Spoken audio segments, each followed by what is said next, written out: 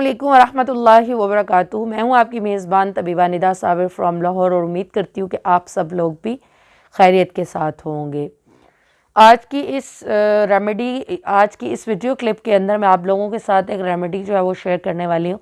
अक्सर लोग जो हमसे ये सवाल करते हैं, जिनकी शिकायत होती है कि हमें जो है वो पट्ठों में बहुत ज़्यादा दर्द रहता है, पट्ठे जो हैं वो मज़बूत नहीं है, कमज़ोरी का सा एहसास होता है, तो उसके लिए कोई रेमेडी और टिप जो है वो बता दीजिए। तो आज की ये जो वीडियो है ये ख़ुसूसन उन्हीं लोगों के लिए है और ये रेमेडी और ये टिप जो है वो इस कदर आसान है कि इसको आप बहुत इजीली तैयार कर सकते हैं। लेकिन जिस वक्त आप इसको बनाकर इस्तेमाल करेंगे और इसके फ़वाइद को देखकर आप लोग जो है वो हैरान रह जाएंगे।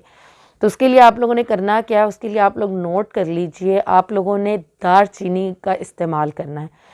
दालचीनी जो है वो लेकर उसको पाउडर कर लीजिए और पाउडर करके अपने पास आप लोगों ने महफूज करके रख लेना है।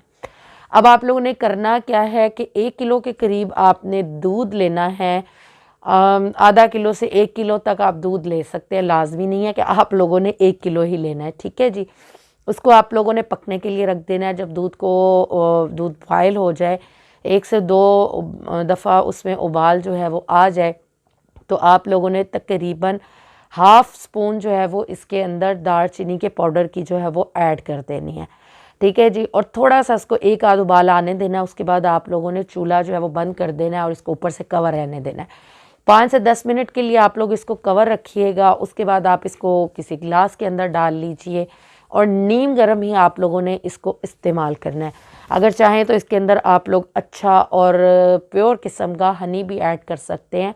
और आप लोगों ने इसको वीक में इस तरीके से इस्तेमाल करना है कि एक दिन आप पिएंगे और अगले दिन आप इसको नहीं पिएंगे, ठीक है। तो एक दिन छोड़कर एक दिन के वक्फे से आप लोगों ने इसको इस्तेमाल करना है।